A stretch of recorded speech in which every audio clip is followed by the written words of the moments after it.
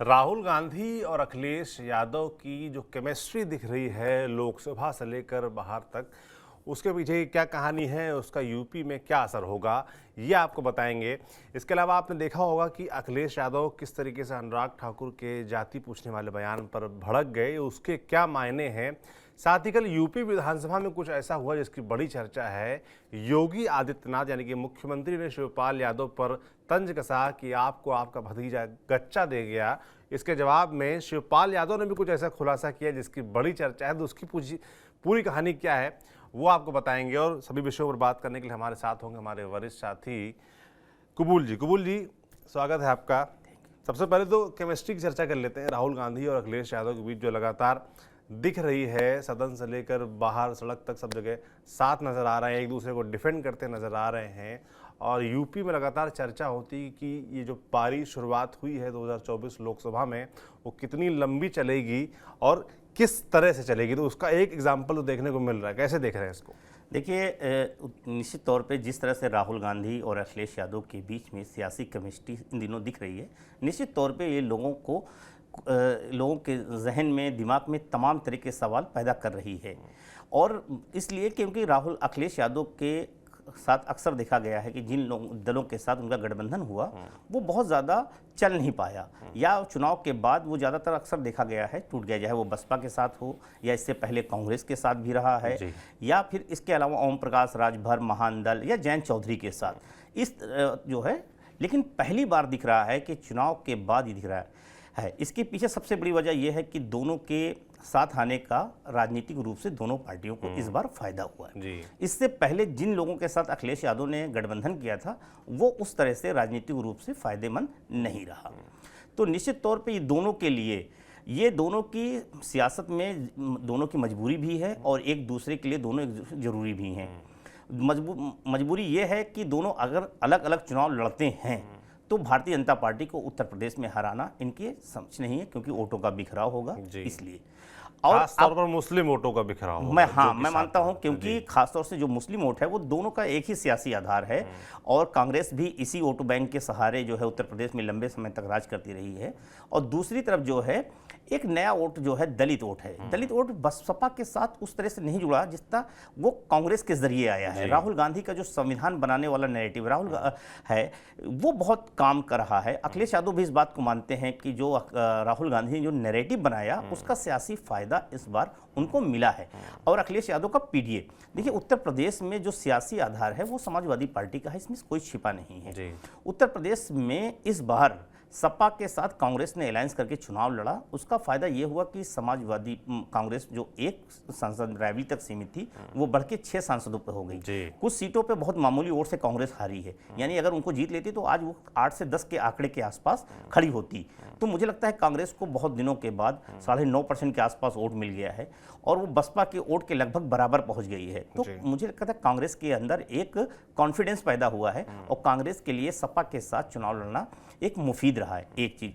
दूसरी चीज ये है कि समाजवादी पार्टी को भी लगता है कि अगर कांग्रेस हमारे साथ नहीं लड़ेगी चुनाव, अगर हम अलग होते हैं तो एक तो मुस्लिम वोटों में बिखरा होगा, स्वाभाविक है।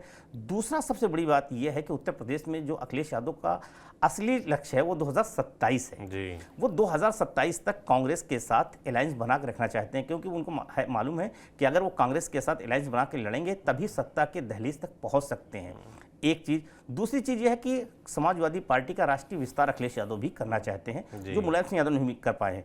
तो उनको लगता है कि हम उत्तर प्रदेश में अपने पिता से ज़्यादा सीटें हासिल कर सकते हैं लोकसभा में, तो हम अपनी पार्टी को राष्ट्रीय पार्टी का ओहदा भी दिला सकते हैं। और इसके लिए उनके लिए जो सबसे ज़्यादा जरूरी है वो कांग्रेस के साथ बने रहना है। और कांग्रेस के साथ बने रहना यानी कि अगर जहाँ क्योंकि आप देखेंगे उत्तर प्रदेश से बाहर जहां भी है कांग्रेस सपा का उतना सियासी आधार नहीं है और उनको लगता है कि कांग्रेस के साथ हम मिलकर चुनाव लड़ेंगे तो इसका हमें फायदा होगा। जैसे महाराष्ट्र में उदाहरण दे लें, महाराष्ट्र में मेन लड़ाई जो है वो बीजेपी और ये कांग्रेस गठबंधन के बीच है। उसमें सपा को लगता है कि अगर हम इन दोनों से अलग लड़ते हैं तो क्या हमें उस तरह का मुस्लिम वोट मिलेगा जो पिछली बार मिला है, 2 सीटें उनकी जीती है। जी।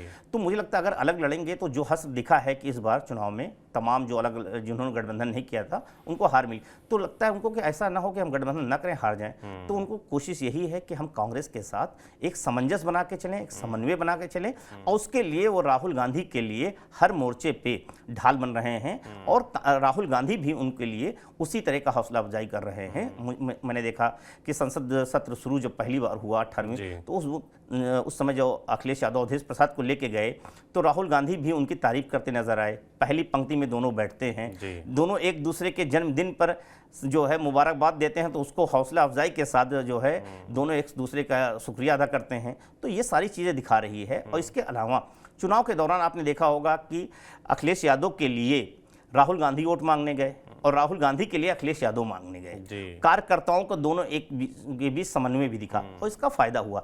तो मुझे लगता है कि जब एक फार्मूला अखिलेश यादव का हिट हो चुका है तो अब अखिलेश यादव किसी और फार्मूले के बजाय उसको मजबूती से बनाए रखने की कवायद में है। बिल्कुल। और आप कह रहे हैं लक्ष्य इस बार सिर्फ उत्तर प्रदेश नहीं है, पार्टी का विस्तार कैसे अन्य प्रदेशों में, देश के अन्य भागों में हो, इस पर भी लगातार अखिलेश यादव की नज़र है और उनको लगता है कांग्रेस के साथ रहने में अपना ये जो लक्ष्य है उसको कामयाब किया जा सकता है। अगर मैं इस पे एक बात बता दूं, आपने बहुत वो कहा कि राष्ट्रीय विस्तार, निश्चित तौर पे समाजवादी पार्टी लंबे समय से आप बने हुए लगभग 3.5 दशक होने जा रहे हैं, लेकिन आज तक समाजवादी पार्टी राष्ट्रीय दर्जा नहीं हासिल कर पाई। और मुलायम सिंह यादव के भी ये सपना रहा कि हम समाजवादी पार्टी को राष्ट्रीय पार्टी के तौर बनाएं। अखिलेश यादव भी कोशिश में लगातार लगे हुए हैं। आप देखिए मध्य प्रदेश में वो विधानसभा में कांग्रेस के साथ सीट मांग रहे थे, नहीं मिली तो अपनी लड़ाई और जम के प्रचार किया, भले ही उनके नहीं जीत पाए। और उन्होंने जब इंडिया गठबंधन के साथ 2024 में गठबंधन किया तो उसमें भी मध्य प्रदेश में एक सीट उन्होंने ली। हालांकि वो कैंडिडेट जो है नामांकन उनका खारिज हो गया, लेकिन उसके बाद ली। अब उनकी कोशिश है कि हम हरियाणा में जो यादव लैंड है, जहाँ पे खास तौर से जो राजस्थान के अलवर की बेल्ट से लगी हुई या मेवात या महेंद्रगढ़ जो है जिसको यादव बेल्ट कहा जाता है, उस इलाके में वो चुनाव लड़ना चाहते हैं। ये इलाका भारतीय जनता पार्टी का बहुत मजबूत गढ़ है जी। और यहाँ पे यादव मुस्लिम समीकरण के सहारे अखिलेश यादव हरियाणा में अपना राजनीतिक आधार पैर जमाना चाहते हैं। इसी तरह से महाराष्ट्र में भी वो चाहते हैं कि ऐसा कोशिश कर रहे हैं कि कांग्रेस के अलायंस के साथ उनका गठबंधन शामिल हो जाए, लेकिन उसमें कांग्रेस को ही नहीं तय करना, उसमें शरद पवार को भी तय करना है, उद्धव ठाकरे भी को तय करना है। अभी आपने देखा होगा कि अंबानी के परिवार की शादी में जब अखिलेश यादव गए तो वहाँ पार्टी कार्यकर्ताओं के साथ बैठक किया। एक दूसरा क्या है, उसके बाद अपने सांसदों को मुंबई का भ्रमण कराया। वहाँ अबू आसिम आजमी जो उनके प्रदेश अध्यक्ष हैं वो लगातार उनको लेकर तमाम जगह गए और संदेश देने की कोशिश की। उनकी कोशिश यही कि किसी तरह से जो उनको मुस्लिम डोमिनेटेड सीटें हैं वो मिल जाएं, ताकि जो 2 सीटें हैं उसको 2 से बढ़ के 4 और 6 सीटों में तब्दील कर सके। तो यानी कि कोशिश उनकी है कि हरियाणा और महाराष्ट्र के जरिए अगर उनको 2 राज्यों में अच्छा खासे अगर विधायक उनके बन जाते हैं तो मुझे लगता है उनके जो राष्ट्रीय पार्टी का सपना का साकार करने का सपना है वो साकार हो सकता है। बिल्कुल। तो राहुल गांधी और अखिलेश यादव की केमिस्ट्री के पीछे एक कारण ये भी है कि भाई अखिलेश यादव चाहते हैं राष्ट्रीय विस्तार अपनी पार्टी का और उसके लक्ष्य में वो लगे हैं और उनको लगता है कि राहुल गांधी के साथ दोस्ती इस मामले में भी काम आएगी। अखिलेश यादव इसीलिए कल जब देखा संसद में जब अनुराग ठाकुर ने जाति पूछी राहुल गांधी की तंज कसते हुए तो उस पर वो बड़ा एग्रेसिव नजर आया, मतलब एकदम लिटरली गुस्से में चिल्ला के बोलना, वो अंदाज अखिलेश यादव को रोज रोज नजर नहीं आता है। निश्चित तौर पे मैंने देखा कि अखिलेश यादव जिस उग्र में और जिस आक्रामकता के साथ जब अनुराग ठाकुर ने सवाल किया कि मतलब उन्होंने कटाक्ष किया कि आज जाति की लोगों की वो जाति गिनना चाहते हैं जिनकी खुद की जाति पता नहीं है। कुल मिलाकर केंद्र में जातिगत जनगणना था, ये भी एक बड़ा मुद्दा उत्तर प्रदेश में। 2 चीजें कि राहुल गांधी ने सोमवार को जातिगत जनगणना का मुद्दा उठाया, उसी के उपलक्ष्य में कल राज्यसभा में भी यह बात उठी और लोकसभा में उठी। लोकसभा में जब खासतौर से अनुराग ठाकुर जो जवाब दे रहे थे उस वक्त बोल रहे थे, आप देखिए कि अनुराग ठाकुर ने जब कटाक्ष किया राहुल गांधी फिर खड़े हुए। राहुल गांधी ने कहा हम इस मांग को लड़ते रहेंगे, आप मुझे जहत्ता गाली दें, लेकिन वो सौम्य तरीका था। लेकिन राहुल गांधी वो बैठे थे कि वैसे ही अखिलेश यादव खड़े हो गए। अखिलेश यादव ने उस चीज को लेकर बहुत आक्रामक अंदाज में जवाब दिया, यानी कि पूरी तरह से। और देखिए दरअसल कास्ट पॉलिटिक्स एक ऐसी है निश्चित तौर पे मुझे लगता है आज जिस बात का मैं यहाँ पर लाना चाहूँगा, अखिलेश यादव ने इसी बात का एक संज्ञान में लिया और उसका जो दर्द है, उनका दर्द है कि जब हम मुख्यमंत्री पद से हटे 2017 में तो जो सीएम आवास है उसको धुलवाया गया जी।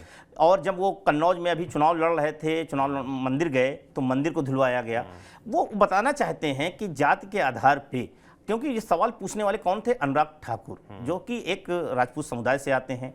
अखिलेश यादव जवाब दे रहे थे, राहुल गांधी नहीं जवाब दे रहे थे, ये जवाब अखिलेश यादव दे रहे थे। अखिलेश यादव ओबीसी से हैं, वो बताना चाह रहे थे कि आप कौन होते हैं जाति पूछने वाले, आप कैसे पूछ सकते हैं जात किसी की। तो आप सोचिए कि किसी की जात कैसे पूछ सकते हैं, ये कह के और ये दिखाया कि देखिए हम कांग्रेस के साथ पूरी केमिस्ट्री के साथ खड़े हैं। एक तो ये मैसेज देने की कोशिश की, दूसरी तरफ उन्होंने जो कास्ट की जनगणना का इशू था उसको और स्ट्रॉन्ग करने की कोशिश की और बीजेपी को एक सामंतवादी पार्टी के तौर पे स्थापित करने की कोशिश की। और आप देखिए कि आज राहुल गांधी ने, अखिलेश यादव ने जो बातें कही उसमें उनका दर्द जो है वो छलका है और उसका संकेत दिखा रहा, क्योंकि इस बात को लेके अखिलेश यादव मैंने देखा कि 2017 से पहले तक कभी जात की बात नहीं करते थे, कास्ट की बात नहीं करते थे। उसके बाद से लगातार वो कास्ट की बात करने लगे हैं। अक्सर हमने देखा कोई पत्रकार भी अगर सवाल पूछ लेता है तो बीच में वो कह देते हैं कि आप किस जात से हो। ऐसे ही झांसी में एक मामला हुआ था, अगर आपको याद है, तो एक पत्रकार से स्टिंगर था, उसने कुछ सवाल पूछा तो वो ये बताने की कोशिश करते हैं कि अगर आप जो है अपर क्लास से हैं तो आप जो है समाजवादी पार्टी के विरोधी तौर पर हैं, जो दलित है, क्योंकि उनका पीडीए जो फार्मूला है उसमें आप हैं तो उसे हितैषी हैं। तो एक बार मुरादाबाद में एक मुसलमान ने पूछ लिया, अब उसको जवाब देते हुए बोले तुम उसी के पेरोल पे चल रहे होगे। तो ये भी कसमकस की स्थिति उनके साथ रहती है। ये जो आपने बात बोली कि पत्रकार से जात पूछने वाला सवाल, इसको लेकर सोशल मीडिया पर तमाम लोग सवाल भी उठा रहे हैं। एक तरफ आप कह रहे हैं अनुराग ठाकुर से कि आप जात कैसे पूछ सकते हैं, एक तरफ आप खुद पूछ रहे हैं। देखिए ये बात जरूर है, लेकिन यहाँ पे दो संदेश है। लेकिन आप देखेंगे अक्सर की जो सामाजिक हमारी व्यवस्था है उसमें जो खास तौर से जात के तौर पे ये जात जो पूछने वाला कॉन्सेप्ट रहा है, हमने कभी देखा दलित और ओबीसी से ज़्यादा नहीं, ये हमेशा पूछा गया जो अपर क्लास का रहा है, खास तौर से जो है वो मुसलमानों में अपर क्लास रहा हो या फिर हिंदुओं में रहा हो। तो उसमें ये पूछा गया कि भाई आप मतलब वहाँ पे जात पूछने का अर्थ इस संदर्भ में होता है कि आप किस जात से हो, मतलब उसको निगेटिव माना जाता है एक तरह से, खासतौर से दलित या मुस्लिम पसमानदा कम्युनिटी में, कि वो ये मानते हैं कि हमको हिकारत की नज़र से हमारी जात के संज्ञान के साथ हमारी वो देखी जा रही है सारी चीज़ों को।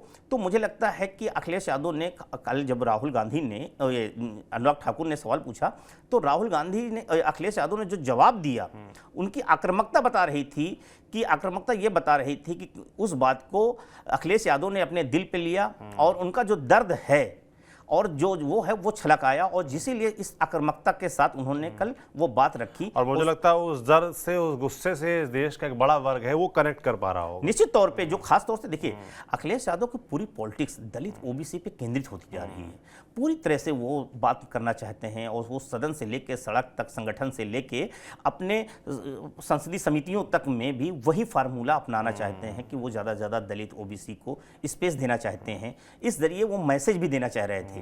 और सवाल जब, क्योंकि अनुराग ठाकुर पूछ रहे थे, तो राहुल गांधी, अखिलेश यादव का जो आक्रामकता थी उसके पीछे की भी रीजन यही था। आप देखेंगे उत्तर प्रदेश में भी जब केशव प्रसाद मौर्य भी कुछ करते थे तो राहुल अखिलेश यादव की आक्रामकता ऐसे ही रहती थी, लेकिन जब योगी पूछते थे तो विनम्र हो जाते थे। यहाँ भी मोदी के सवाल या अमित शाह के तो आता है तो विनम्र हो जाते हैं, लेकिन जब दूसरे श्रेणी के नेता कोई पूछते हैं तो उसी तरह से वो एग्रेशन में जवाब देते हैं। बिल्कुल। तो हर घटना के पीछे कोई ना कोई संदेश होता है, वही कबूल जी समझाने का प्रयास कर रहे थे आप लोगों को। कल एक घटना यूपी विधानसभा में भी घटी जहां सीएम योगी आदित्यनाथ और शिवपाल यादव आमने सामने थे। अब यूपी विधानसभा का जिक्र कर दिया तो ताज़ी घटना भी आपको बता दें कि लखनऊ में ज़ोरदार बारिश हुई है और बारिश के बाद बताया जा रहा है कि विधानसभा के अंदर बेसमेंट में भी पानी भर गया है। और तस्वीरें अभी जो आ रही हैं सोशल मीडिया पर वायरल हैं, उसमें एक तस्वीर ऐसी भी आ रही है जिसमें योगी आदित्यनाथ को बताया जा रहा है कि किसी दूसरे गेट से बाहर निकाला गया है। तो इस तरह के दावे किए जा रहे हैं। अब उसकी पुष्टि तो हम नहीं कर सकते, पर विजुअल तो सामने आ रहे हैं। तो अब जो मैंने बात की जिक्र किया कल की घटना का कि गच्चा देने वाली बात बोली, तंज कसते हुए सीएम योगी ने शिवपाल यादव पर कि भतीजे ने आपको गच्चा दे दिया। इसके जवाब में शिवपाल यादव ने कहा कि गच्चा मुझे तो जो मिला सो मिला, पर 3 साल मैं आपके संपर्क में भी था। उन्होंने खुलासा किया कि 3 साल बीजेपी और योगी के संपर्क में वो थे, मगर उनको वहां से भी गच्चा मिला। और अंत उन्होंने कहा कि गच्चा आपको मिलेगा 2027 में, जब आपके दोनों डिप्टी सीएम आपको गच्चा दे देंगे। अद्भुत था ये कल बयानबाजी निश्चित तौर चली। पे आपने जो बात कही, निश्चित तौर आज जिस तरह की बारिश हुई उसको लेके तो वही है, लेकिन कल का जो चच्चा और गच्चा का खेल था वो जबरदस्त था। क्या कहानी है इसके पीछे? देखिए सीधी बात है, जब से मैं देख रहा हूँ 2022 से लेके और 2017 मतलब लगातार जब से सरकार बनी है तब से अक्सर जो सदन में योगी आदित्यनाथ और शिवपाल यादव के बीच में इस तरह का मिजाजी दिखता था। इससे पहले अखिलेश यादव सदन में रहते थे तो उनके सामने भी वो शिवपाल यादव को लेके इस तरह की बातें कहा करते थे। लेकिन अब अखिलेश शिवपाल यादव जो है समाजवादी पार्टी में पूरी तरह से समर्पित हो चुके हैं और ख़ासतौर से इस मुलायम सिंह यादव के निधन के बाद जिस तरह से उन्होंने कहा कि हम अखिलेश यादव को में अपने नेताजी देख रहे हैं, मुलायम सिंह यादव के तौर पे उनको स्वीकार कर लिया है, वहीं से इनको थोड़ा सा समाजवादी पार्टी में स्पेस मिला और जो गिले शिकवे थे वो खत्म हुए। लेकिन निश्चित तौर पे वो गिले शिकवे जरूर खत्म हो गए हैं, लेकिन जो शिवपाल या चाचा और भतीजे के बीच की अदावत थी मुझे लगता है वो खत्म नहीं हुई, क्योंकि शिवपाल यादव समाजवादी पार्टी में दोबारा से हैं, विधायक हैं, पहली पंक्ति में 8वें पंक्ति में बैठते थे, वहां से आके पहली पंक्ति में जरूर बैठने लगे हैं। लेकिन समाजवादी पार्टी में जो रुतबा उनका मुलायम सिंह के दौर में हुआ करता था वो आज तक हासिल नहीं हो पाया। अब नेता प्रतिपक्ष जो ताजा उदाहरण है उसमें नेता प्रतिपक्ष बनने की बात थी। ये माना जा रहा था कि क्योंकि अखिलेश यादव अभी 2022 से लेकर अभी तक नेता प्रतिपक्ष थे, उनको कन्नौज से सांसद होने के बाद जब सीट खाली हुई तो शिवपाल यादव में ये था कि क्योंकि पार्टी में वरिष्ठ नेता हैं और उस नाते उनको नेता प्रतिपक्ष बनाया जा सकता है। लेकिन अखिलेश यादव भी मंझे हुए खिलाड़ी हैं और उनके साथ में एक बड़ा तबका है जो अखिलेश यादव करीबी है, वो नहीं चाहता है, खासतौर से जो वो नेता जो 2017 में जिनको लेके शिवपाल यादव आक्रामक हुए थे और जिनके लिए अदावत हुई थी और जो उस वक्त अखिलेश यादव के साथ खड़े थे, आप देखेंगे उसमें बहुत सारे एमएलसी थे, विधायक थे, वो लोग नहीं चाहते हैं कि शिवपाल यादव को दोबारा से उस तरह से पावर मिले और खासतौर से तब और न मिले जब अखिलेश यादव इस सदन में नहीं है और वो चले गए हैं लोकसभा और उत्तर प्रदेश में अगर शिवपाल यादव को उस तरह दिया जाता है तो उनकी जो है असमंजस की स्थिति बनेगी। तो मुझे लगता है अखिलेश यादव इस चीज़ को बहुत खूबी समझते हुए, पार्टी के मिजाज समझते हुए विधान परिषद में लाल बिहारी यादव को नेता प्रतिपक्ष बना दिया। वहीं बनाने के बाद से ये बात साफ हो गई कि शिवपाल यादव अब विधानसभा में नेता प्रतिपक्ष नहीं बनेंगे। अब बात आती है कि शिवपाल, तो ये था कि अब शिवपाल यादव को बार्गेनिंग का पावर जो है, कहिए कि दोनों सदन बन जाएंगे तो यादव परस्ती है, लेकिन बनाया सकता था। राज्यसभा और लोकसभा में देखें तो राज्यसभा में शासन दल के नेता जो है समाजवादी पार्टी के रामगोपाल यादव हैं और लोकसभा में कल ही जो है लिस्ट आ गई है कि अखिलेश यादव हैं, तो बना सकता है। लेकिन नहीं, वहां पे उन्होंने माता प्रसाद पांडे को बनाया। माता प्रसाद पांडे को बुलाया गया कि 7 बार के सांसद हैं और शिवपाल यादव के से ज़्यादा, शिवपाल यादव 6 बार के सांसद हैं, वो 7 बार के हैं, उनसे ज़्यादा राजनीतिक अनुभव है। उस तरह से लाके माता प्रसाद पांडे को बनाया गया।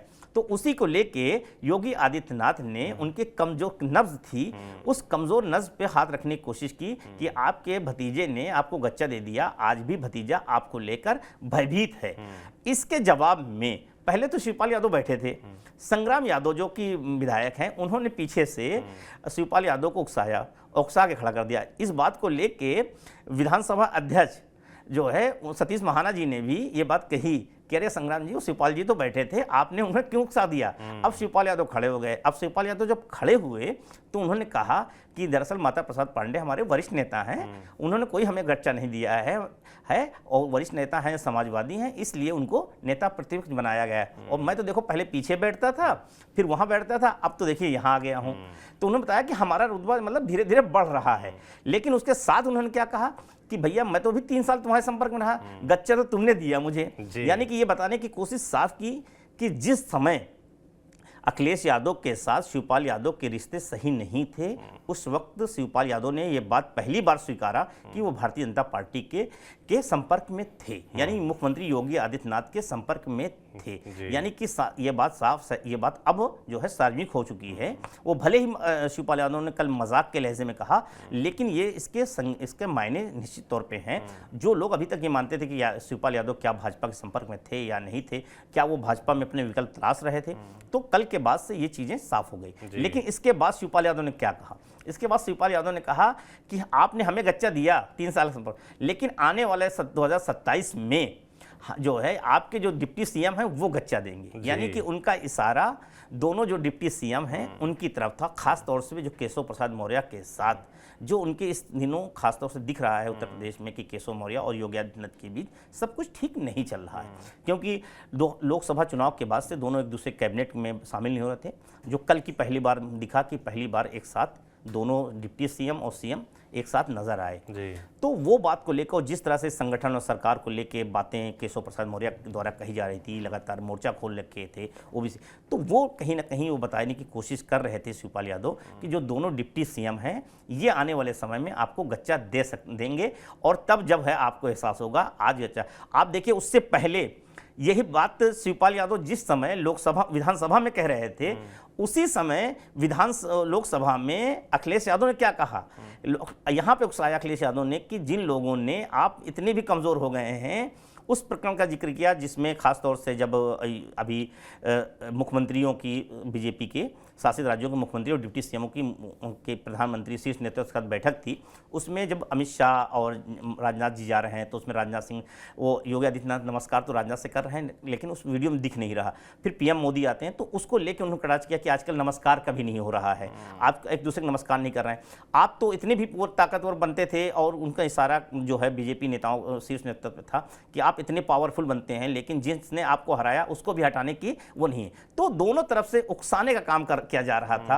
एक तरफ जो है शिवपाल यादव योगी आदित्यनाथ को उनकी डिप्टी सीएम के द्वारा जो है उकसा रहे थे, तो दूसरी तरफ जो है वो जो है यहाँ पे अखिलेश यादव, इस तरह से अखिलेश यादव और शिवपाल यादव जहाँ दोनों जो है अलग अलग तरीके से मोर्चा खोल के बीजेपी के अंदर अंदर पैदा करने की कोशिश कर रहे थे, वहीं योगी आदित्यनाथ कर रहे थे। लेकिन इस योगी आदित्यनाथ और शिवपाल के साथ क्या है, दोनों अपनी अपनी पार्टियों में इन दिनों उस तरह की स्थिति से गुजर रहे हैं, दोनों एक दूसरे के नब्ज पे हाथ रख रहे हैं, एक दूसरे के दर्द के दिल को जो है सहलाने का काम कर रहे हैं और एक दूसरे पे कटाक्ष भी कर रहे हैं। बिल्कुल, तो कटाक्ष का ये दौर जारी रहेगा, एक दूसरे को उकसाने का ये दौर जारी रहेगा और इसी को राजनीति कहते भी हैं। लगातार हमारी नज़र बनी रही। ये बातचीत आपको कैसे लगी हमें कमेंट बॉक्स में लिखकर ज़रूर बताएं। बाकी देखते रहिए TV9 डिजिटल। शुक्रिया।